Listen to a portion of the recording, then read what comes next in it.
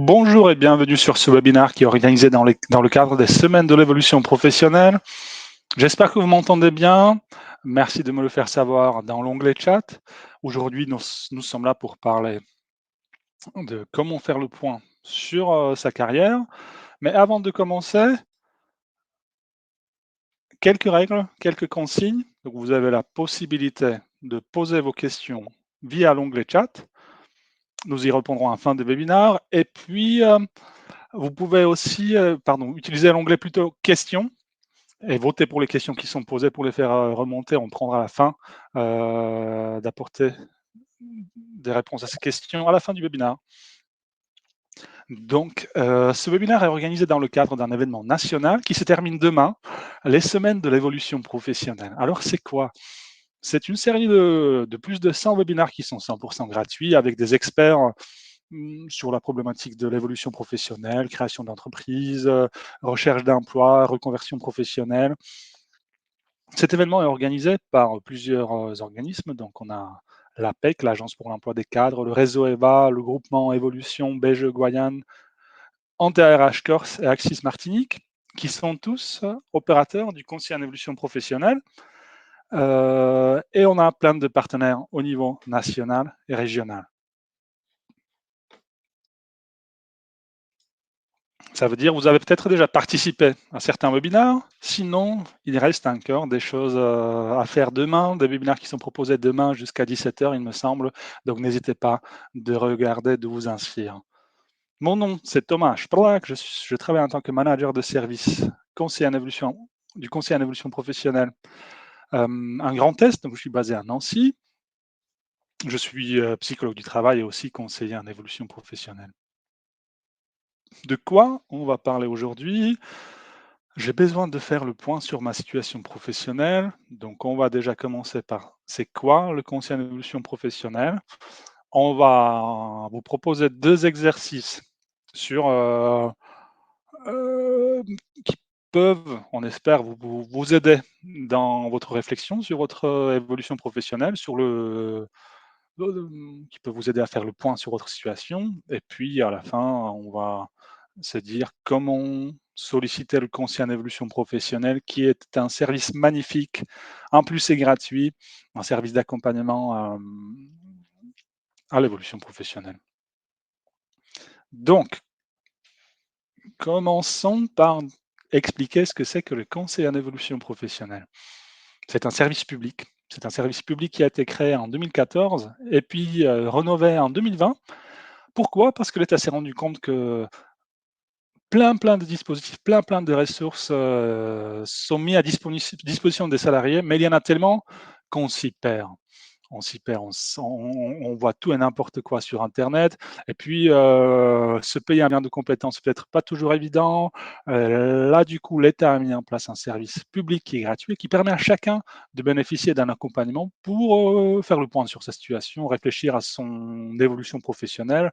Alors ça ne veut pas forcément dire se reconvertir, changer complètement. Ça peut aussi, dire plein d'autres choses.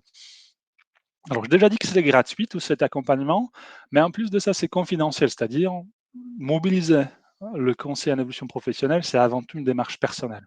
Donc, c'est à l'initiative de vous, à l'initiative de salariés ou de chaque personne, de le mobiliser. L'employeur n'est pas tenu au courant, et tout ce qui se passe dans le bureau d'un conseiller en évolution professionnelle reste dans le bureau. Un conseil neutre, où le rôle du conseiller, c'est pas de vous pousser vers des métiers en tension ou de vous imposer une certaine manière de penser, certains choix, mais le conseil en évolution est neutre dans le sens où il vous permet de structurer votre réflexion. Le conseiller, c'est quand même un expert d'accompagnement, souvent c'est des psychos du travail, des experts en bilan de compétences, mais pas que, il y a tout type de profil. Il est là pour vous aider à structurer votre réflexion, pour vous proposer un miroir structurant et vous aider à avancer, vous donner la bonne information par rapport à votre situation. Le service est accessible, ça dépend de l'opérateur, mais moi je travaille pour un opérateur qui accompagne les salariés et les indépendants. Le service est payé par l'État, mais l'État exige des opérateurs de proposer aux salariés et aux indépendants des créneaux sous 10 jours, à moins de 30 kilomètres de leur domicile. Donc je travaille en Grand Est, comme j'ai déjà dit, je suis basé à Nancy. En Grand Est, nous avons à peu près 60 agences, une centaine de conseillers. Donc où que vous soyez, il y a une conseillère en évolution professionnelle qui peut vous recevoir, ou pas loin en tout cas. Et puis le conseiller en évolution professionnelle est aussi impartial. Comme j'ai dit, voilà, on n'est pas là pour juger votre projet, pour vous donner des leçons de vie, mais pour vous aider à avancer dans votre carrière. Qui c'est qui propose le conseil en évolution professionnelle? On parle de 5 opérateurs en fonction de votre situation. Vous pouvez soit faire recours auprès d'un opérateur ou choisir entre plusieurs opérateurs. Donc pour les salariés du secteur privé et les travailleurs indépendants, on parle des opérateurs régionaux. On les voit ici en fonction de votre région. Ça va être le groupement Évolution, le réseau EVA, la BGE, Antea, RH, Axis, ou retravailler si vous êtes à La Réunion. Pour les cadres, en priorité, c'est l'Agence pour l'emploi des cadres. Pour les demandeurs d'emploi, c'est le Pôle emploi. Pour les moins de 26 ans, c'est la mission locale. Pour les personnes en situation de handicap, c'est le Cap emploi. Comme j'ai dit, dans certaines situations, vous pouvez vous-même choisir votre opérateur. Donc, si vous êtes cadre, en emploi ou pas, c'est l'APEC qui vous accompagne. Mais vous pouvez aussi mobiliser un opérateur régional. Si vous êtes demandeur d'emploi, ou si vous êtes inscrit au Pôle emploi, mais que vous avez une activité à temps partiel ou une entreprise, vous touchez un complément du Pôle emploi, ou bien vous êtes entre deux CDD, pareil, vous pouvez aussi mobiliser l'opérateur régional. Si vous avez moins de 26 ans, mais vous êtes actif, actif ça veut dire aussi stagiaire, rémunéré, ça veut dire aussi apprenti ou un contrat d'alternance, contrat de professionnalisation, c'est aussi un salarié, un opérateur régional. Et puis, vous pouvez être en situation de handicap, mais finalement, le handicap, ce n'est pas un obstacle à votre emploi. Il n'y a pas besoin de travailler un réclassement ou une adaptation de votre poste de travail. Là, vous pouvez aussi bénéficier de l'accompagnement plutôt auprès d'un opérateur régional.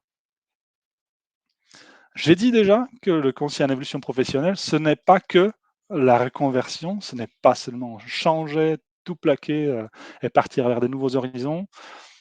Toute question qui est liée à l'évolution professionnelle est une bonne raison de mobiliser le CEP. Donc, que ce soit évoluer dans son domaine en changeant d'entreprise, évoluer dans son entreprise en interne, faire reconnaître et valider ses compétences par le biais de la VAE. Ça peut être trouver une formation qui me permet d'avancer sur mon poste, dans mon travail. Ça peut être démissionner pour créer une entreprise. Ça peut être aussi, je suis pas sûr, est-ce qu'il faut changer? Est-ce que c'est le bon moment? Quelles sont les opportunités qui sont possibles? Je sais, j'ai pas concrètement un projet, mais je veux faire le point. Ça, c'est aussi une bonne raison de mobiliser le conseil en évolution professionnelle. Comment ça se passe concrètement? En règle générale, il y a un premier rendez-vous avec un conseiller, une conseillère, qui dure entre 1 heure et 2 heures. C'est assez long, mais effectivement, le conseil en évolution professionnelle, on parle de sa carrière, de sa situation professionnelle, on passe quand même, en règle générale, 8 heures par jour au travail, donc c'est quand même une thématique.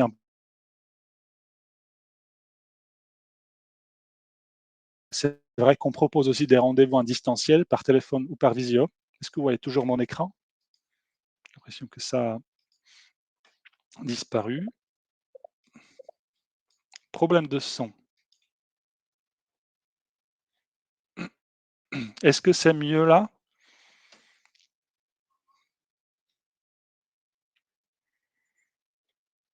Non. Allô, allô? Son OK. Est-ce que vous voyez les diapos? Plus de partage, mais on vous entend. Alors j'ai relancé le partage.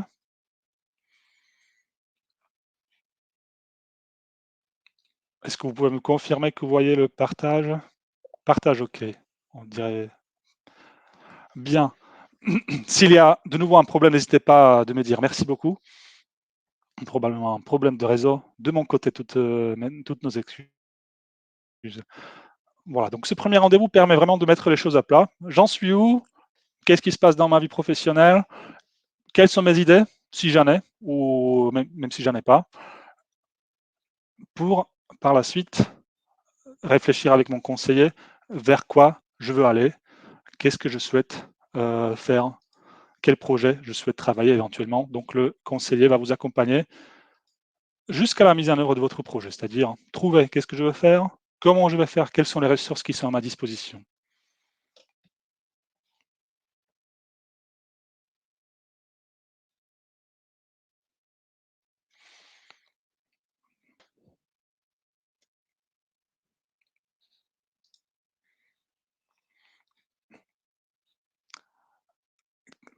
C'est justement faire le point sur sa situation professionnelle. Effectivement, quel que soit le projet d'évolution professionnelle que vous envisagez, faire le point sur votre situation professionnelle est primordial pour mettre en œuvre ce projet. Donc, comment procéder?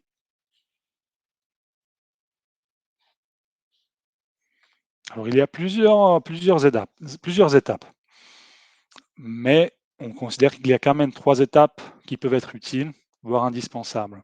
Est-ce que vous pouvez me confirmer que vous m'entendez toujours? Oui, parfait, merci. Ça a coupé pour un moment, excusez-moi. Heu, Faire le point sur son parcours, faire le point sur ses compétences et faire le point sur ses ressources. Quand on dit ressources, on parle bien de ses forces ou de ses traits de personnalité, de ses motivations, de ses valeurs. Alors, quelques questions pour se poser dans la première étape, c'est-à-dire faire le point sur son parcours.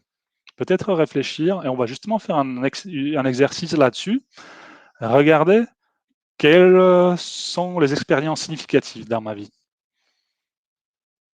Essayez peut-être d'imaginer que votre vie, par exemple, c'est un livre. Est-ce que dans ce livre, il y a des chapitres? Un chapitre, ça peut être une expérience professionnelle ou extra-professionnelle, un congé parental, c'est aussi un chapitre, un engagement associatif, ça c'est aussi un chapitre. Et puis prendre du recul sur chacune de ces expériences professionnelles, extra-professionnelles. Et peut-être réfléchir, si vous êtes créatif ou que vous avez envie d'y mettre un peu de fantaisie, est-ce que s'il fallait mettre un nom à chacun de ces chapitres, je mettrais quoi? Et peut-être cette réflexion vous permettra de dégager une sorte de fil rouge de votre parcours, une sorte de est-ce qu'il y a peut-être, un narratif qui fait le lien entre ces expériences? Vous avez peut-être travaillé dans un domaine toute votre carrière et vous avez évolué au fur et à mesure. La question à se poser, pourquoi ce domaine? Qu'est-ce que ça m'a apporté? Est-ce que c'était la bonne stratégie? Peut-être que vous avez changé, vous avez travaillé dans plein de domaines, sur plein de postes. Et là, la question à se poser, est-ce qu'il y a quelque chose qui connecte ces expériences? Est-ce qu'il y a quelque chose qui a fait que j'ai fait les choix? Est-ce qu'il y a un fil rouge que je peux identifier? Et puis, essayez de faire un exercice. Si vous fallait présenter votre parcours en un paragraphe, qu'est-ce que vous direz? Qu'est-ce que vous mettrez en avance? Et puis réfléchir, est-ce qu'il y a des capacités, des compétences professionnelles, extra-professionnelles que vous avez mis en place dans cette expérience? Et ça vous permettra d'ouvrir une réflexion sur le champ des possibles. On va faire un exercice justement qui est focalisé là-dessus. Les questions potentielles à se poser quand on parle de ces compétences, c'est réfléchir quelle est la valeur de mon expérience professionnelle. Dans tout ce que j'ai fait, pourquoi on m'a payé? Qu'est-ce que j'apportais dans mon expérience? Qu'est-ce que je faisais tout au long de mes journées? Un bon exercice, ça peut être, enfin, parfois c'est compliqué. Parfois c'est compliqué parce qu'on se dit: «Bah oui, bah, je suis comptable depuis des années, bah, il y a rien de trop compliqué, voilà, je fais des tableaux Excel, j'en sais rien, je caricature». Mais imaginez qu'il faut expliquer votre métier à quelqu'un qui a 3 ans. Ma fille, elle me demande, presque tous les soirs quand je vais la chercher à l'école: «Papa, qu'est-ce que tu as fait aujourd'hui dans ton job?» Et puis j'ai un job un peu managérial administratif, donc j'ai un peu du mal à lui expliquer, et finalement je lui dis: «Bah écoute, j'ai envoyé, 80 mails et puis, j'ai fait 3 tableaux Excel et 2 diapos, quoi». Donc parfois c'est compliqué, mais forcément si on creuse, on retrouve des compétences, derrière tout ça. Et peut-être essayer de lister toutes les compétences que vous avez, toutes les activités que vous avez, faire le tri, identifier 5, peut-être 10 que vous trouvez importants, qui ont de la valeur à vos yeux, et puis peut-être les classer dans l'ordre d'importance pour vous et réfléchir. Parce que sur quelles sont les compétences qui sont importantes pour moi, que je souhaite continuer à utiliser et réfléchir par la suite quels sont les métiers dans lesquels je pourrais éventuellement les utiliser. Troisième étape, l'étape pour faire le point sur ses ressources. Donc, se poser bien la question, quelles sont mes valeurs? Qu'est-ce qui est important pour moi? Pour quelqu'un, ça peut être le fait d'aider les autres, pour d'autres d'avoir de l'autonomie, pouvoir développer des initiatives ou bien d'avoir une sécurité de l'emploi.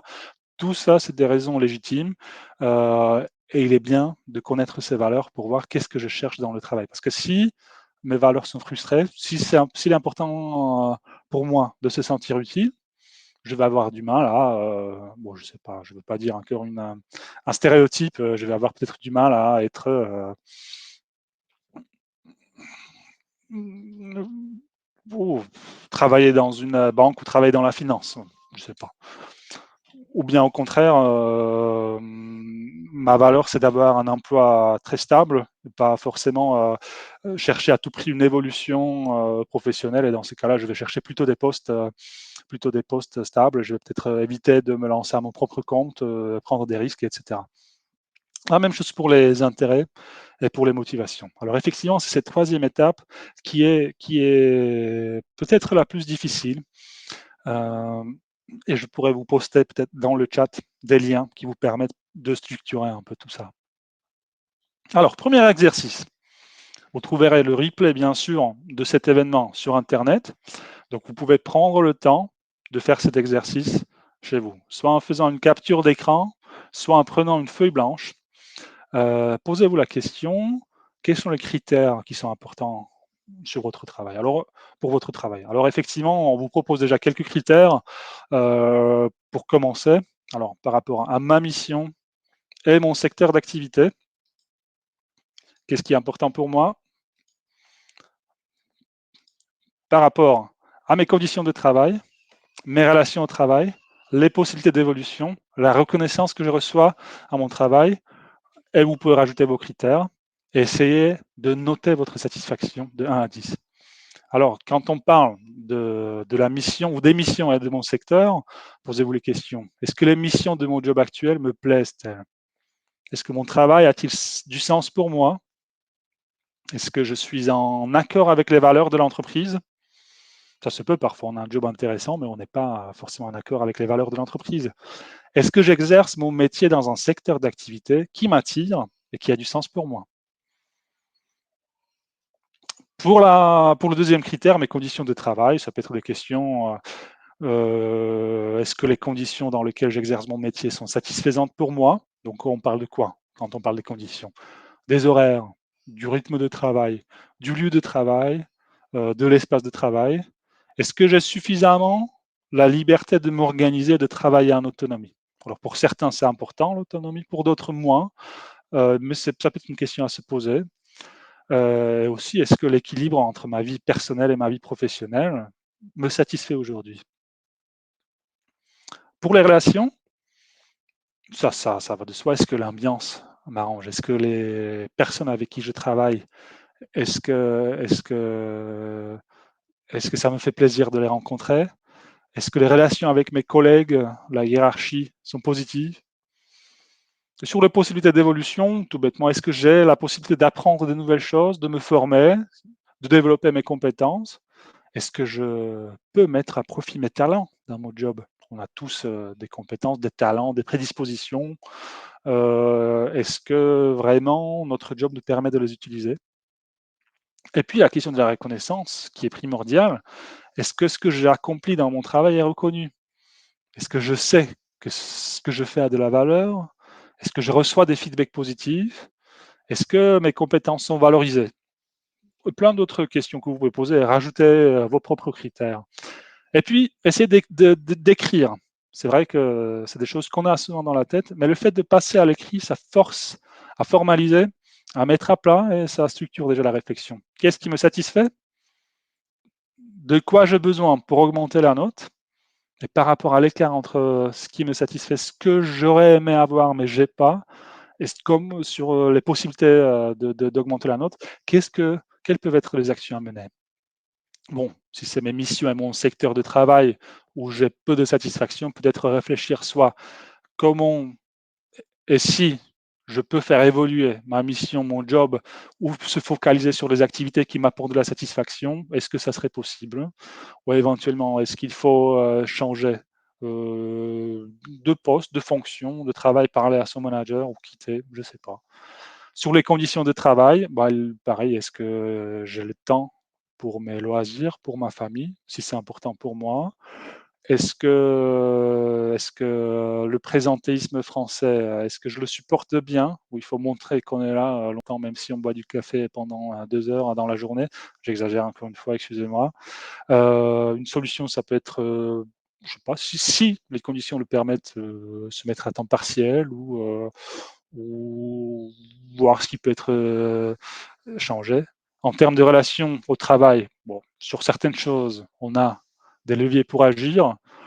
Se rapprocher peut-être des collègues, se dire: «Voilà, je vais peut-être prendre plus de temps de manger avec mes collègues au bureau» ou bien organiser des sorties ou participer à la vie de l'entreprise ou peut-être j'ai pas envie. Peut-être, heu, aller rencontrer ses collaborateurs et leur poser les questions sur, leur travail. Qu'est-ce qui est important pour eux? Quel sens donnent eux à leur travail? Ça permet aussi de contribuer à ce sentiment d'appartenir à un collectif et de partager un sens commun. Sur les possibilités d'évolution, là, voilà, parfois rien que de demander, ça peut déclencher des choses. La reconnaissance, effectivement, souvent les managers sont assez maladroits. Même si en théorie on sait que la reconnaissance c'est important pour les collaborateurs, on a du mal à l'exprimer, à dire ce qui va bien, remercier. Et parfois c'est des petites choses qui, euh, qui peuvent contribuer déjà à la satisfaction de la personne, à l'ambiance au travail, etc. Voilà, donc ça c'était le premier exercice. Et puis, donc il est un peu, enfin il est très très rationnel. Donc voilà, on a des points, ce qui me satisfait, qu'est-ce que je pourrais faire pour changer ou pas. Et puis ce que je souhaitais rajouter, faut pas culpabiliser, c'est dire qu'on peut vraiment agir sur tout. Parfois on ne peut pas agir, parfois il y a des choses qui sont coincées au niveau de l'entreprise, au niveau du management, au niveau de l'équipe, au niveau des conditions. Donc faut pas se culpabiliser. Et peut-être c'est aussi une opportunité de réfléchir, est-ce qu'il y a moyen de sortir de cette situation, de réfléchir ailleurs? Et dans ces cas-là, une rencontre avec une conseillère en évolution ou un conseiller en évolution professionnelle peut être pertinent. Un deuxième exercice, donc celui-ci il était très rationnel cartésien. L'autre va faire appel plus au ressenti, aux émotions, à l'imagination. On n'aura pas le temps de le faire en entier, donc pareil, pendant le replay, vous pouvez le faire pour vous tranquillement, à un moment où vous serez posé, ou vous pouvez le faire en plusieurs étapes. On va vous proposer 10 questions pour identifier qu'est-ce qui est essentiel pour vous. On va parler des compétences, des motivations, des valeurs, des points forts, à travers un exercice qui est assez simple mais assez puissant aussi, si on vraiment prend le temps de le faire. Alors, on commence de la même manière qu'au début du webinaire. Essayez de regarder votre vie professionnelle ou prenez aussi les expériences extra-professionnelles si c'est pertinent. Essayez de trouver un chapitre ou une période de cette vie professionnelle où ça allait bien, où vous étiez satisfait. Alors, c'est pas forcément être satisfait, ça ne veut pas dire que la situation était idéale. Il y a forcément des mauvais côtés dans chaque situation. Mais essayez de trouver un moment où c'était bien. Alors, peut-être que vous avez eu que des expériences négatives depuis l'école, mais regardez peut-être l'école ou votre vie extra-professionnelle. Deuxième question, réfléchissez sur vos réussites. Que considérez-vous comme votre plus grande réussite au niveau professionnel? Qu'est-ce qui, est-ce qu'il y avait des petites choses, peut-être des grandes choses, je ne sais pas. En tout cas, est-ce qu'il y a des moments où vous avez eu le sentiment: «Ah bah là, c'est bien ce que je fais, je peux être fier de moi». Alors peu importe, que ça a été reconnu ou pas, ce qui est important, c'est votre ressenti à vous. Peut-être un petit projet que vous avez mené à bien, peut-être un grand projet, une petite amélioration que vous avez apportée, une tâche compliquée que vous avez réussi de faire, un conflit que vous avez réussi à résoudre, une suggestion que vous avez pu faire, ou une suggestion d'amélioration, et cetera. Et maintenant, on va essayer de rentrer un peu, dans la visualisation, dans les émotions. Pensez à cette situation concrète, dans cette situation dans laquelle vous avez ressenti cette réussite le plus intensément. Alors pour moi, pour vous donner un exemple, en 2019, j'habitais un cœur, en Slovaquie, à Bratislava, et on a organisé une grande conférence avec une petite association, d'orientation professionnelle. Au début, on est parti, avec une petite équipe de 6 personnes, avec 0 budget, et finalement, on a réussi à organiser un congrès, mondial d'une association, d'orientation, professionnelle, et scolaire, avec 500 participants d'une quarantaine de pays, avec un budget de 200 000 €. Et c'était vraiment, vraiment, vraiment, quelque chose, d'inoubliable pour moi. Donc se rappeler d'un moment précis. Quel était le poste, l'entreprise, le ressenti, les personnes qui étaient avec vous, que faisiez-vous, quelles étaient vos pensées à ce moment-là. Essayez vraiment de vous plonger dans cette situation. Et puis, s'imaginer ou visualiser l'endroit où cela a-t-il eu lieu. Donc une entreprise, une organisation, une association. Quelle était l'ambiance, la culture, les collègues, le responsable, et réfléchir qu'avez-vous le plus apprécié dans tout cela. Alors je pense que pour moi, c'était l'audace, c'était le fait de pouvoir, créer le programme, le fait de travailler intensément avec plein d'acteurs, plein de partenaires, tout ce qui est multitâche, et cetera. Et puis réfléchissez, quelle était votre contribution? Qu'est-ce que vous avez apporté dans tout cela? Est-ce qu'il y a des compétences, des savoirs, des savoir-faire, des savoir-être, ou les capacités ou les qualités que vous avez pu mobiliser? Prenez le temps de les lister. Et puis maintenant, on va passer à l'évaluation. Alors, si vous prenez une échelle virtuelle, vous l'écrivez, vous la dessinez sur votre feuille blanche, sur l'échelle de 1 à 10, si, enfin de 0 à 10, si 0 c'était très très mauvais, 10 idéal, où vous placeriez cette situation de réussite? Et puis, on essaie de confronter ça à la situation d'aujourd'hui. Donc, par rapport à cette situation idéale, s'il fallait placer un trait sur cette même échelle entre 0 et 10, où placeriez-vous votre situation professionnelle actuelle?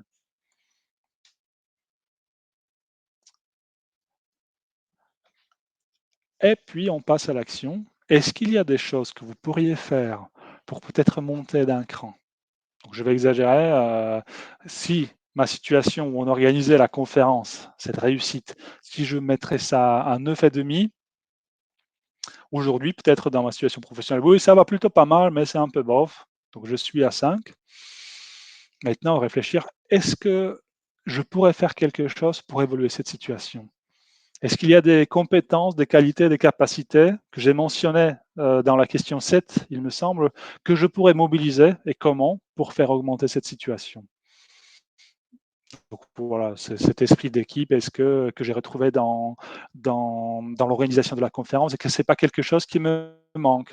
Est-ce qu'il n'y a pas moyen de se lancer sur un projet, avec d'autres membres de l'équipe pour, monter, un événement ou quelque chose, un projet qui me permet de retrouver ou d'utiliser les compétences que j'ai pu mobiliser dans cette situation de réussite?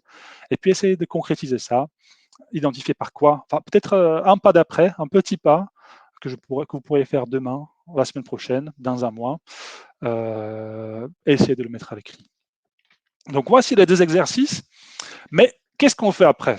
C'est beau tout ça, effectivement, faire le point sur sa situation professionnelle, c'est la première étape pour élaborer et mettre en œuvre un projet d'évolution professionnelle. Il y en a plein d'autres, hein, ce n'est que le début, et là, c'est le conseiller en évolution professionnelle qui est là pour vous accompagner dans chacune de ces étapes. Et je vais vous poster dans le chat un lien qui vous permet de regarder un peu ces étapes, et je vais aussi le projeter sur l'écran.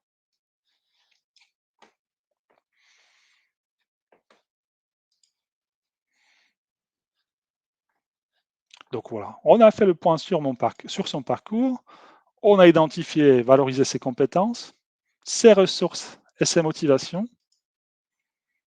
On a exploré par la suite, on essaie d'explorer les métiers et les débouchés les opportunités qui existent.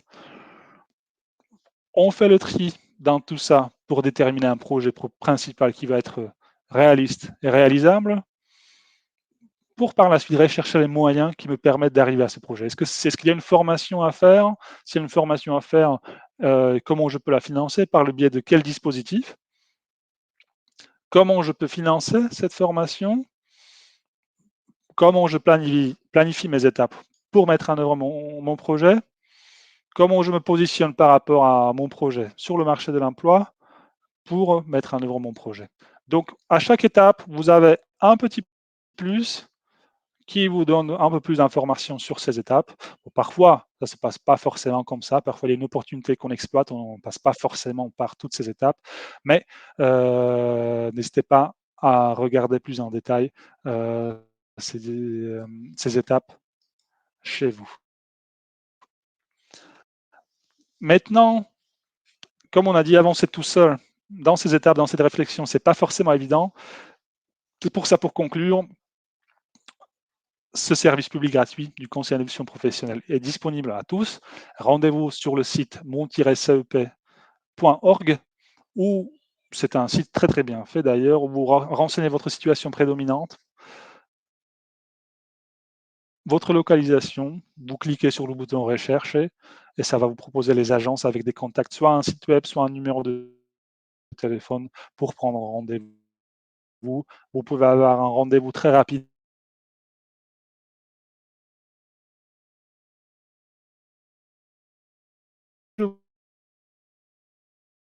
Je voulais vous dire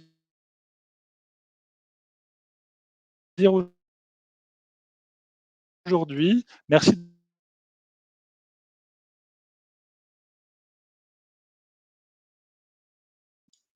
Alors, pourriez-vous remettre le slide des 3 premiers points, s'il vous plaît?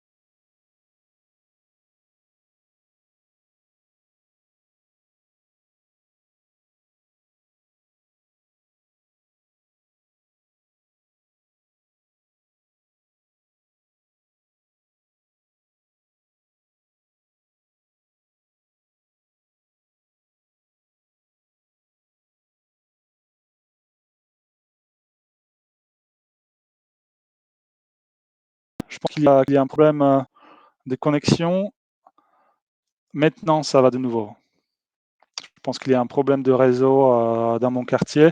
Voilà, je réponds de nouveau à la question de Jérôme. Si vous êtes indépendant aussi, vous avez votre entreprise, n'hésitez pas à mobiliser un opérateur régional. Donc, choisissez le statut actif ou indépendant.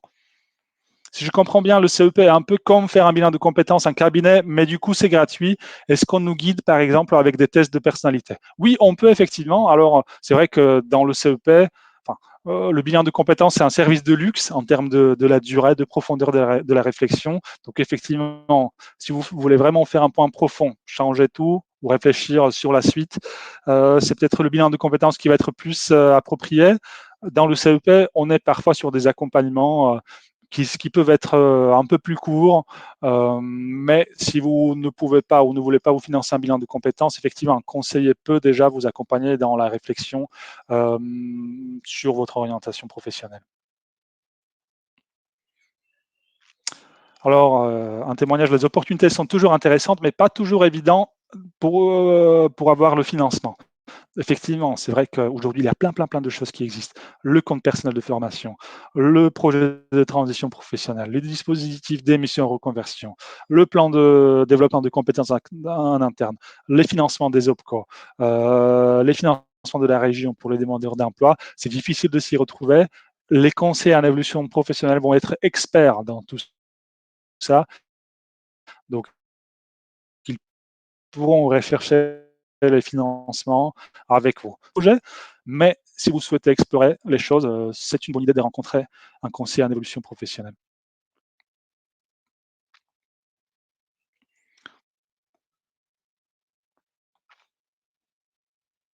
Alors, donc pour l'exercice 2, j'ai compris qu'il faut partager de nouveau les premières questions. On va tester. Voici les 3 premières questions.